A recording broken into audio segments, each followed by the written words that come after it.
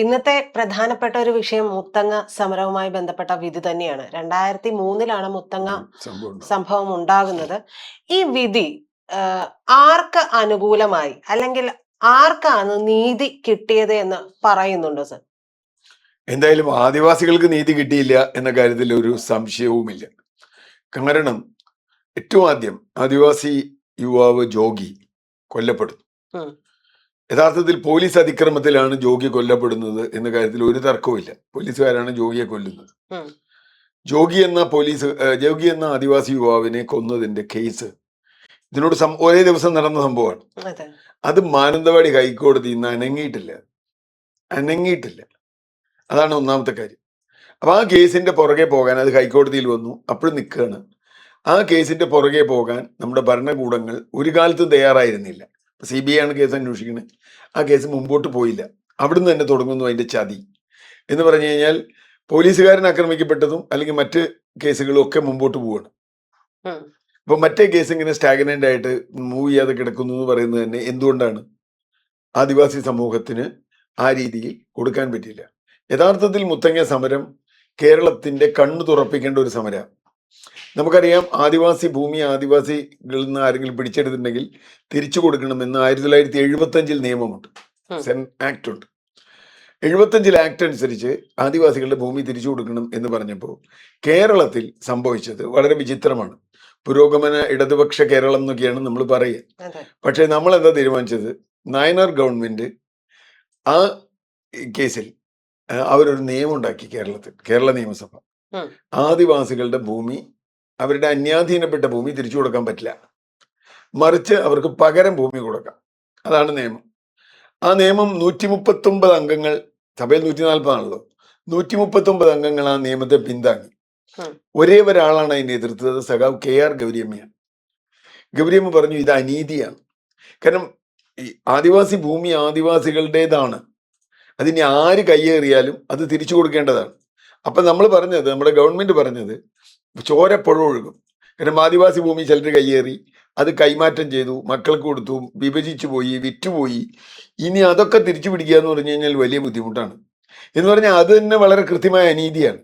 എന്റെ സാധനം പോയി കഴിഞ്ഞാൽ ഞാൻ പൈസയാണ് ശരിയാ വേറെ തരാന്ന് പറയും. ഇത് ആദിവാസി ഭൂമി എന്ന് പറയുന്നത് അതിന് പ്രൊട്ടക്ഷൻ ഉള്ളതാണ്, ഭരണഘടനാപരമായ പ്രൊട്ടക്ഷൻ ഉണ്ട്. അപ്പൊ കേരളത്തിൽ ഇപ്പോ മറ്റ് പല സംസ്ഥാനങ്ങളിലും ഇതുണ്ട്. ആദിവാസിയുടെ ഗോത്രഭൂമികൾ അവർക്ക് ഇതായിട്ട് നിയമം നടപ്പാക്കിയിട്ടുണ്ട്. കേരളത്തിൽ മാത്രം അതില്ല. കേരളത്തിലല്ല, കേരളം, ബംഗാൾ, പല സംസ്ഥാനത്തും അതില്ല.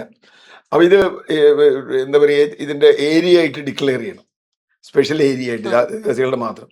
അത് കേരളത്തിലൊന്നും ഡിക്ലെയർ ചെയ്തിട്ടില്ല. അപ്പൊ അതുകൊണ്ടാണ് ഇത് ഈ കയ്യേറ്റം നടന്നത്. അതിനുശേഷമാണ് വനാവകാശ നിയമമൊക്കെ വരുന്നത്. അത് വേറൊരു വിഷയം. അപ്പൊ ഈ ആദിവാസി ഭൂമി അവരിൽ നിന്ന് എടുത്ത് വലിയ തോതിൽ കൊടുത്തു. രണ്ടാമത് ഈ വനം, ഇവർ വനം എന്നാണ് ഇവരൊക്കെ പറഞ്ഞത്. യഥാർത്ഥത്തിൽ വനമല്ല, അത് യൂക്കാലി കാടാണ്. യൂക്കാലി വനപ്പിടിപ്പിച്ചാണ്. എന്തിനു വേണ്ടി? മാവൂർ ഗോളിയർ റേഞ്ചിന് വേണ്ടി അവരുടെ മുള കഴിഞ്ഞപ്പോൾ അവർക്ക് പകരമായി കൊടുത്ത യൂക്കാലി തോട്ടങ്ങളിലാണ് ഇവർ കയ്യേറിയതല്ല അത് വനമാണ്, നിയമത്തിൽ വനമാണ്. അപ്പോ അത് ഇവര് ജെണ്ട കെട്ടി അടച്ചു എന്നൊക്കെയാണ് ഇവരുടെ പേരിലുള്ള ആരോപണം. യഥാർത്ഥത്തിൽ അവർക്ക് ശരിക്കും കേന്ദ്ര നിയമം അനുസരിച്ചാണെങ്കിൽ അവർക്ക് അതിന് അവകാശമുണ്ട്. അപ്പോൾ ട്രൈബൽ ഏരിയ ആയിട്ട് പ്രഖ്യാപിക്കുകയാണെങ്കിൽ അവർക്ക് അത് കെട്ടാനുള്ള അവകാശമുണ്ട്. അത് പ്രഖ്യാപിക്കണം എന്നാണ് അവർ പറഞ്ഞത്. ഞങ്ങളുടെ ഭൂമി ട്രൈബൽ ഏരിയ ആയിട്ട് പ്രഖ്യാപിച്ച് ആ ഭൂമിയിൽ ഇടപെടണമെങ്കിൽ തീർച്ചയായും ഭരണഘടനയുടെ ഷെഡ്യൂളുള്ളതാണ്, ഷെഡ്യൂൾ ഏരിയ. ആ ഷെഡ്യൂൾ ഏരിയ ആക്കിയാൽ മതി. ഇവിടെ അതൊന്നും ചെയ്തില്ല. അപ്പൊ അതുകൊണ്ട് അവരുടെ സമരം വളരെ വളരെ വളരെ ന്യായമായൊരു സമരമായിരുന്നു. അവർക്ക് ഭൂമി പോയി. കേരളത്തിൽ നമ്മളിപ്പോ കേരള വികസന മാതൃക എന്നൊക്കെ പറഞ്ഞ് വലിയ വർത്തമാനം പറയണ്ടല്ലോ. ഈ കേരള വികസന മാതൃകയിൽ ഒരിക്കലും പെട്ടിട്ടില്ലാത്ത ആളുകളാണ് കേരളത്തിലെ ആദിവാസികൾ. നമ്മൾ നോക്കും, വിദ്യാഭ്യാസം, ആരോഗ്യം, സ്ത്രീ സുരക്ഷ, അല്ലെങ്കിൽ സ്ത്രീകളുടെ പ്രസവത്തിലുള്ള മരണം, അതുപോലെ വിവാഹിതരായ അമ്മമാർ, ഇതൊക്കെ എടുത്തു കഴിഞ്ഞാൽ ആദിവാസികൾ വളരെ പിന്നിലാണ്. ഒരിക്കൽ മോഡി പറഞ്ഞത് നമുക്ക് അംഗീകരിക്കാൻ പറ്റില്ലെങ്കിലും ഇത് ഗുജറാത്ത് ഇവിടെ ആഫ്രിക്കയിലെ ആളുകളുടെ പോലെയാണ്, സോമാലിയ പോലെയാണ് ആദിവാസി മേഖലകൾ. അത് കേരളത്തിൽ മാത്രമല്ല, സോമാലിയ പോലെയാണ് ഇന്ത്യയിലെ ആദിവാസി മേഖലകൾ മുഴുവൻ.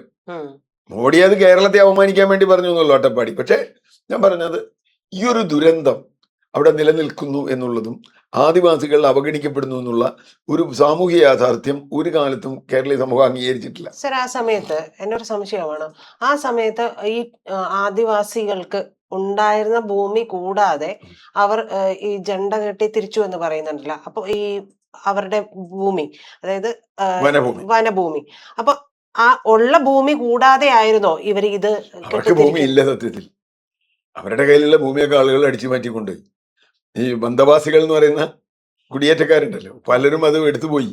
ഇപ്പൊ അട്ടപ്പാടിയിലൊന്നും അവർക്ക് ഭൂമിയില്ല. അവർക്ക് കൊടുത്തിട്ടുള്ള ഭൂമിയൊക്കെ വലിയ തമാശയാണ്. അവർക്ക് കൊടുത്തിട്ടുള്ള ഭൂമിയിലാണ് ഇവർ അവസാനം ഈ മറ്റേ കാറ്റാടി യന്ത്രം വെച്ചത്. എന്താ കാര്യം എന്ന് വെച്ചാൽ, കാറ്റാടി യന്ത്രം വയ്ക്കാൻ മാത്രം പറ്റുന്ന ഒരു സ്ഥലം അത്. ഞാൻ ആ സ്ഥലത്ത് പോയിട്ടുണ്ട്. ആദിവാസി അവിടെ ഒന്നും ചെയ്യാൻ പറ്റില്ല. ഒരു കുന്നും പുറം, വലിയൊരു മല, അവിടെ കാറ്റ് മാത്രമേ ഉള്ളൂ. അവിടെ വേറെ ഒന്നുമില്ല. വെള്ളത്തില്ല, ജീവിക്കാൻ പറ്റില്ല, വീട് വയ്ക്കാൻ പറ്റില്ല, ഒന്നും ചെയ്യാൻ പറ്റില്ല. അങ്ങനെയുള്ള ഏരിയയാണ് ഇവർക്ക് കൊടുക്കുക എന്ന് പറയുന്നത്. യഥാർത്ഥത്തിൽ ഇവർ ജീവിച്ചിരുന്ന ചരിത്രപരമായ ആദിവാസികളുടെ ഭൂമിയാണ് ഈ ഭൂമി. അത് നമ്മൾ കാണണം. ആ ഭൂമിയിൽ അവർ ജീവിച്ചിരുന്ന, സംരക്ഷിക്കപ്പെട്ടിരുന്ന, അവരുടെ സ്വന്തം വരുമാനം, ജീവിതം ഉണ്ടാക്കിയിരുന്ന വനങ്ങളുണ്ട്.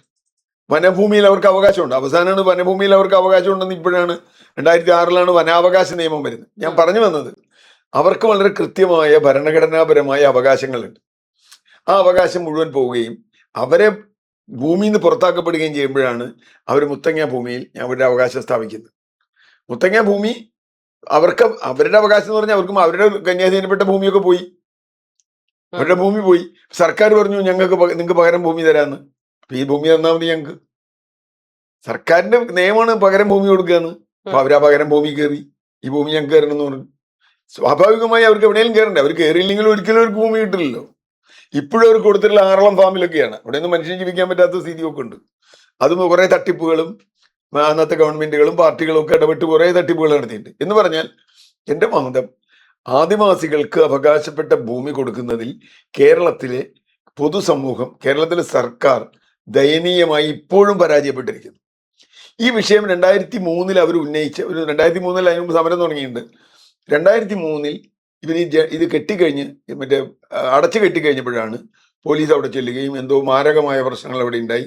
പിന്നെ നമ്മുടെ സ്ഥിരം പരിപാടികളുണ്ട്. ഇപ്പൊ മോഡി അവസാനം ജൻസിയിൽ പറഞ്ഞതുപോലെ തീവ്രവാദ ശക്തികൾ, ഭീകരവാദ ശക്തികൾ, മറ്റത് മറിച്ചത് നുടഞ്ഞു കയറി, അവിടെ നക്സലൈറ്റുകളുണ്ട് എന്നൊക്കെ പറഞ്ഞിട്ടാണ് പോലീസ് വെടിവയ്പ്പിന് ന്യായീകരിക്കുന്നത്. മുത്തങ്ങ വെടിവയ്പ്പ് ആ അർത്ഥത്തിൽ ഒരു അനീതി തന്നെയായിരുന്നു. ഒരു സംശയമില്ലാത്ത അനീതിയായിരുന്നു. കാരണം അവരോട് അതിനുശേഷം അതുകൊണ്ട് ചെങ്ങറയിലൊന്നും വെടിവെക്കാൻ പറ്റിയില്ല. ചെങ്ങറ സമരം വന്നപ്പോൾ പോലീസ് പറഞ്ഞു, കോടതി പറഞ്ഞു, ഒരു തുള്ളി രക്തം ചിന്താൻ പറ്റില്ല. അപ്പൊ ഈ പാവപ്പെട്ട ആദിവാസികൾ, അവരുടെ ദുരിതം, അവരുടെ ജീവിതം നമ്മൾ കണ്ടാൽ, ആ വിഷ്വൽ കണ്ടാൽ തന്നെ മനസ്സിലാവും. ഒരു ഗതിയില്ലാണ്ട് ആ സമയത്തെ ചതി എന്ന് പറയുന്നത് 2003 EK നായനാർ സഖാവ് എടുത്ത 2003 2003 EK ആന്റണി സർക്കാരാണ്. അതിനു മുമ്പ് EK നായനാരുടെ ഗവൺമെന്റ് 2001 വരെ ഭരിച്ച ഗവൺമെന്റ് ആണ് ഈ പറഞ്ഞ പകരം ഭൂമി എന്നുള്ള ഏർപ്പാട് ചെയ്തത്. 2002 ഇവര് സമരം വീണ്ടും ശക്തിപ്പെടുന്നു. 2003 ഇവര് കയ്യേറുന്നു. കയ്യേറി കഴിഞ്ഞ് കയ്യേറിനൊന്നും ഇവിടെ CPM ഒന്നും ആരും സപ്പോർട്ട് ചെയ്തിട്ടില്ല. ഇവരൊന്നും സപ്പോർട്ട് ചെയ്യില്ല. കാരണം ആദിവാസിക്ക് ഭൂമി കൊടുക്കുക എന്നുള്ള കാര്യത്തിൽ ഇവിടുത്തെ ഒരു പാർട്ടിക്കും താല്പര്യമില്ല. അതുകൊണ്ട് എന്ത് പറ്റി? വെടിവെപ്പ് നടന്നപ്പോ പിന്നെ CPM ഗവൺമെന്റിനെതിരെ ഒരു ആയുധം എന്ന അർത്ഥത്തിൽ അത് കൊണ്ടുവന്നു. പക്ഷെ അതുകൊണ്ടൊന്നും കാര്യമില്ലല്ലോ. ഈ വെടിവെപ്പ് ജാനുവിനെ അടക്കം പോവുക. ആകെ ഞാൻ കാണുന്നത് 2 പേരാണ് സമരത്തിന് അന്ന് സപ്പോർട്ട് ചെയ്തൊന്നും PS അച്യുതാനന്ദനും മറ്റേ അരുന്ധതി റോയ്. അവർ 2 പേരും ജാനുവിനെ ജയിലിൽ പോയി കാണുന്നുണ്ട്. അത് വേറൊരു അദ്ദേഹത്തിന്റെ അച്യുതാനന്ദന്റെ ഈ എന്താ പറയാ ജനകീയ രാഷ്ട്രീയത്തിന്റെ ആ ഒരു മുഖമായിട്ട്. അപ്പൊ ഞാൻ പറഞ്ഞു വന്നത്, ഈ കേസിലെ വിധി ഇപ്പോ ഒരു ഉദ്യോഗസ്ഥനെ തടഞ്ഞതിന് 5 പേർക്ക് 5 വർഷം തടവ്. 5 വർഷത്തിലെ മൊത്തം കുറെ ഉണ്ട്. 5 വർഷം തടവ് ഗീതാനന്ദൻ അടക്കമുള്ള ആളുകൾ. പക്ഷെ വെട്ടേറ്റ ഒരു പോലീസ് ഉദ്യോഗസ്ഥനെ അവിടെയാണ് പ്രശ്നം. അതിലേക്ക് വരാം. അപ്പൊ ഈ ഗീതാനന്ദൻ അടക്കമുള്ള ആളുകളെ എന്തിനാണ് വേറെ ഏതൊരു ഉദ്യോഗസ്ഥനെ തടഞ്ഞു എന്നൊക്കെ പറഞ്ഞിട്ടാണ്. യഥാർത്ഥത്തിൽ അതിനൊന്നും യാതൊരു തെളിവില്ല. എന്തെങ്കിലും ആദിവാസികളെ ശിക്ഷിക്കണം എന്നൊരു താല്പര്യം കോടതിക്കും CBIക്കും ഉള്ളത് കൊണ്ട് മാത്രമാണ് അവരങ്ങനെ ചെയ്തത്. യഥാർത്ഥത്തിൽ പോലീസ് ഉദ്യോഗസ്ഥൻ കൊല്ലപ്പെട്ടിട്ടുണ്ടെങ്കിൽ അതിനാരാണ് കാരണക്കാരെന്നുള്ളത് കണ്ടെത്തണം. അത് കണ്ടെത്താനൊന്നും CBIക്ക് കഴിഞ്ഞിട്ടുമില്ല. അതിന്റെ ഒരു തെളിവും CBIക്ക് കിട്ടിയില്ല. അതുകൊണ്ടാണ് കോടതി പറഞ്ഞത് ഈ വിനോദ് എന്ന് പറയുന്ന പോലീസുകാരൻ കൊല്ലപ്പെട്ടത് എങ്ങനെയാണെന്നോ അത് ആരോ പറഞ്ഞു, എന്തോ ഒരു ചെറിയ സൂചനയെ മാത്രമാണ്. പക്ഷെ ഇയാൾ കൊല്ലപ്പെട്ടത് ഈ ആദിവാസികൾ ഇങ്ങനെ ചെയ്തിട്ടാണെന്നും ആര് ചെയ്തിട്ട്, വെറുതെ ആദിവാസി ചെയ്തു എന്ന് ശിക്ഷിക്കാൻ പറ്റില്ലല്ലോ. ക്രിമിനൽ കേസിൽ ഇന്നയാൾ ചെയ്തു എന്ന് പറയണം, അത് തെളിയിക്കണം. ഇപ്പൊ ഗീതാനന്ദന്റെ തന്നെ ഒരു പോലീസുകാരന്റെ മൊഴിയിലാണ് ഗീതാനന്ദനെതിരെ കേസ് വന്നിട്ടുള്ളത്. ഒരു പോലീസുകാരന്റെ മൊഴി. യഥാർത്ഥത്തിൽ അതിനെതിരെയുള്ള മൊഴികൾ ഇഷ്ടം പോലെ ഉണ്ട്. ആ മൊഴിയൊന്നും നമ്മൾ പരിഗണിച്ചിട്ടില്ല. അപ്പൊ ചുരുക്കത്തിൽ ഒരിക്കലും ആദിവാസിക്ക് നീതി കിട്ടില്ല എന്ന രീതിയിൽ തന്നെയാണ് ഞാൻ ഇതിനെ കാണുന്നത്. തീർച്ചയായും വിനോദിന്റെ കുടുംബത്തിന് പരാതിപ്പെടാൻ അവകാശമുണ്ട്, കാരണം ആ കേസിൽ വന്നിട്ടില്ല. എന്ന് പറഞ്ഞാൽ ഇതൊരു സമഗ്രമായ അന്വേഷണമായിരുന്നില്ല, ഇതിൽ ചില സ്വാർത്ഥ താല്പര്യങ്ങൾ ഉണ്ടായിരുന്നു. അതിനപ്പുറത്ത് ജോഗി എന്ന ആദിവാസി യുവാവ് കൊല്ലപ്പെട്ട കേസ് ഒരിടത്തും എത്തിയിട്ടുമില്ല. അതാണ് ഇതിൽ അനീതി.